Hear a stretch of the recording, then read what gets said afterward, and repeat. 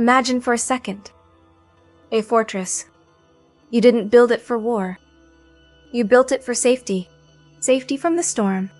Safety from the mountains. Every bolt was checked. Every beam was reinforced. There was even a secret escape. A place you knew. The safest spot on the entire planet. But here's the thing. That one decision. That one choice you made to save everyone. It became the reason. They never saw the sun rise again. Tonight, we are looking at the story of Samuel Willey. He was a man who tried to outsmart fate. Deep in the White Mountains of New Hampshire, his house is still there, a silent witness to one of the most haunting ironies in history. Back in 1826, the road through the mountains was a disaster. A narrow trail, rocky, steep, impossible for wagons. Most people traveled on foot. For 12 miles, there was nowhere to stop, no food, no beds, except for the Willey house. It sat right in the middle of the pass. Samuel saw the potential. He didn't want to be a farmer. He wanted to build a legacy, an inn for travelers, artists, poets, people who would write about these peaks. But living in the notch, it was brutal. The house was old. It was falling apart. Samuel hired help just to keep it standing. Then, the June storm hit. The river turned into a monster. The water rose fast. Their property was swallowed. Under the mud, under the debris, a massive rockslide came down the slope. It missed the house by inches. Samuel stood in the mud. He looked at the uprooted trees. Polly stood beside him. She whispered, "This was a mistake, Sam." Samuel couldn't argue. Maybe she was right. They were in over their heads. The storm was over. The sun came out. But for Samuel Willey, the darkness stayed. He looked at the mountain every morning. He watched the rocks. He listened to the wind. It didn't sound like wind anymore. It sounded like a warning. Polly wanted to leave. She wanted to go back to the safe farm. Away from the shadows. Away from the notch. But Samuel, he couldn't walk away. He had invested everything. His money. His pride. His legacy. He told himself he could fix it. He could make the mountain behave. So, he started to build. Not an inn. Not a porch. He started building a sanctuary. A place where the rocks couldn't reach them. A stone shelter, hidden behind a massive boulder. He thought he was being smart. He thought he was being a hero. But nature was just watching him, waiting for the next move. The summer of 1826 was strange. It was one of the hottest summers in history. The ground was bone dry. The grass turned brown. The trees were dying. Everything was brittle. And then, the sound started. Late at night, deep inside the mountain, Samuel would hear a crack. A low rumble, like something heavy was shifting underground. He didn't tell Polly. He didn't want to scare the kids. He just sat by the window, watching the peaks in the moonlight. The mountain looked different now. It didn't look like stone. It looked like a wave. A massive, frozen wave of earth, just waiting for a reason to crash down.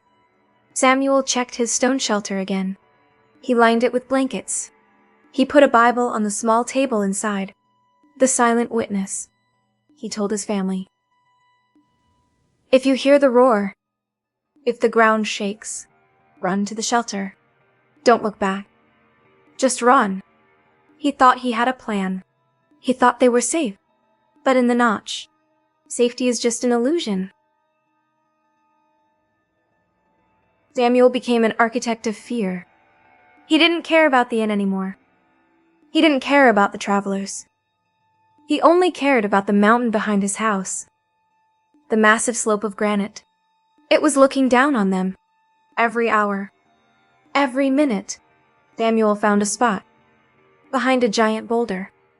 A rock so big, it looked like it had been there since the beginning of time. He thought this was his shield. He thought the boulder would split the mud. It would divert the rocks. It would protect his family. He spent his days carrying stones, building a small shelter, right behind that massive rock. Inside, he placed a few things: a lantern, some dry clothes, and a Bible.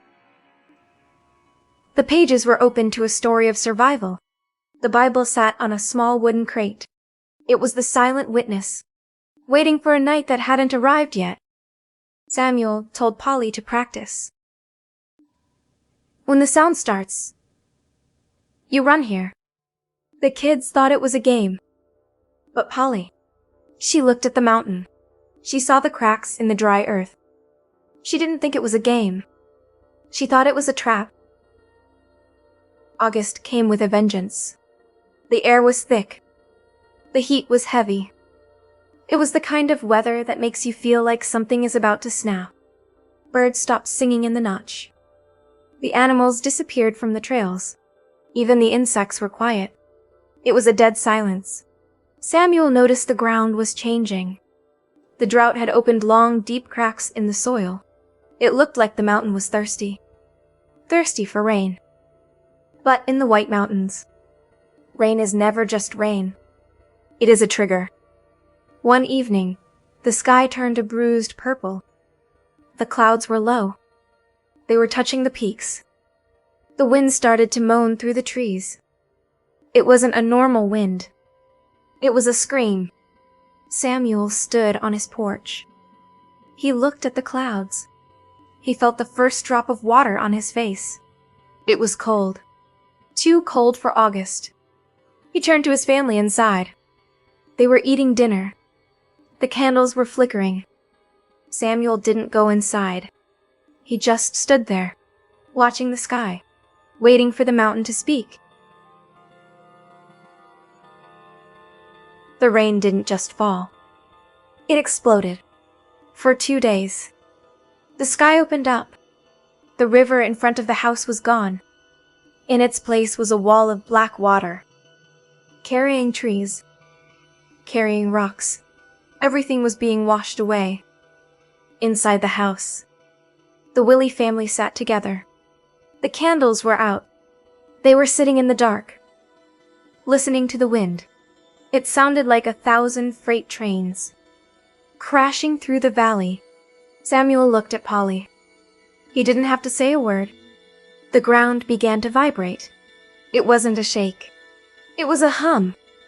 A deep, low hum, coming from the mountain behind them. The kids started to cry. But then, the sound changed. The hum turned into a roar. Like the earth itself was splitting open. Samuel jumped up.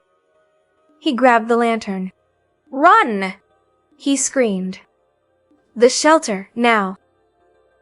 They ran for the door. Samuel was pushing them out. Into the mud.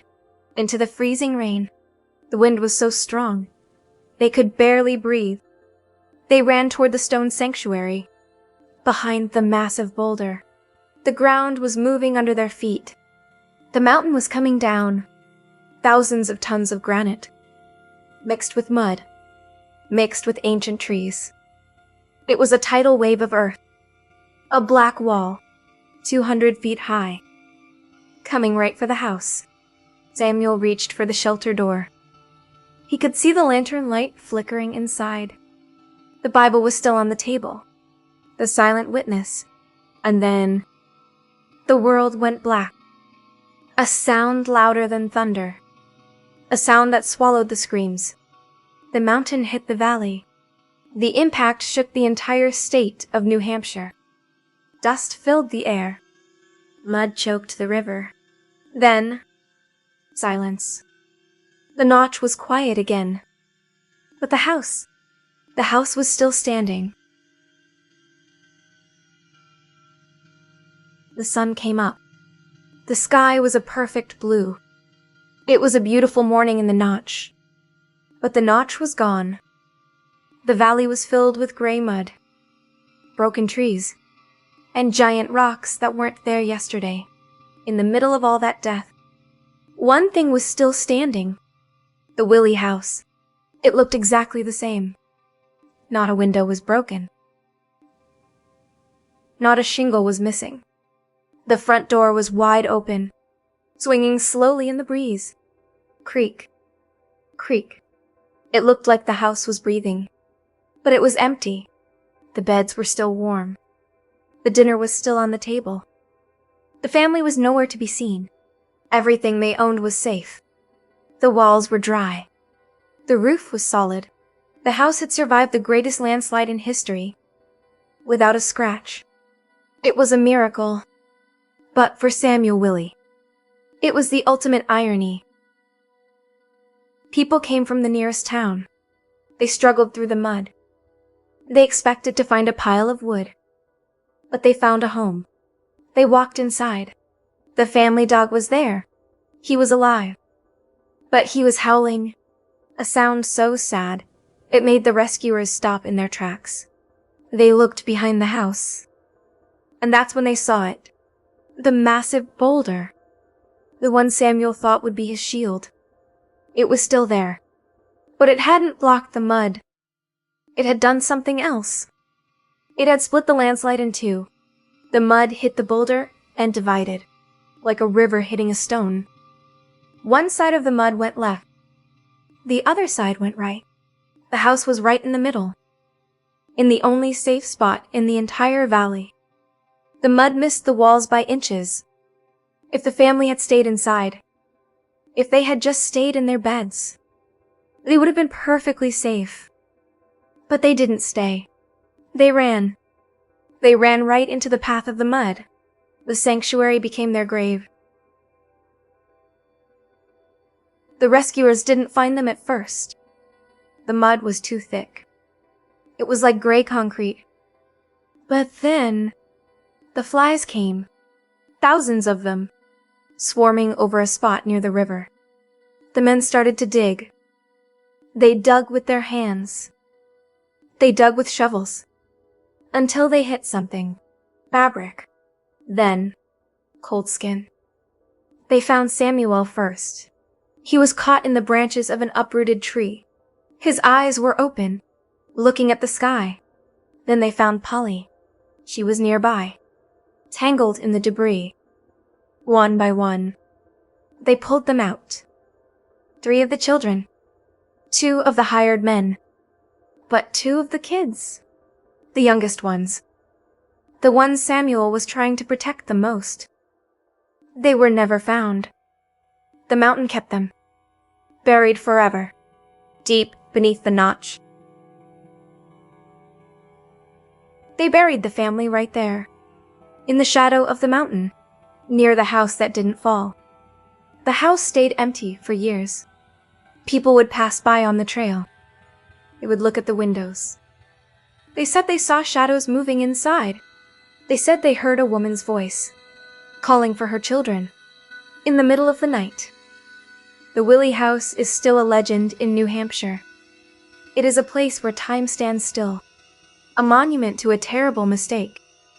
Samuel Willey built a fortress. He built a sanctuary. He did everything right. But in the end, the very thing he thought would save them was the trap that killed them. The house survived. The family didn't.